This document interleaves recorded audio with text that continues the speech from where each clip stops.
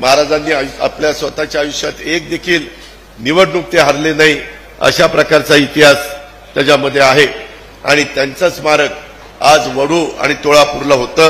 निवडणूक हरल्याने असं म्हणला देवेंद्रजी म्हणले की सांगा की निवडणूक हरल्याने लढाई. सॉरी, मी ते राजकारणामुळे निवडणूक म्हणलं, ते लढाई हरले नाही. काय लोकसभेच्या निवडणुका आल्या, निवडणुकीशिवाय काही कळत नाही.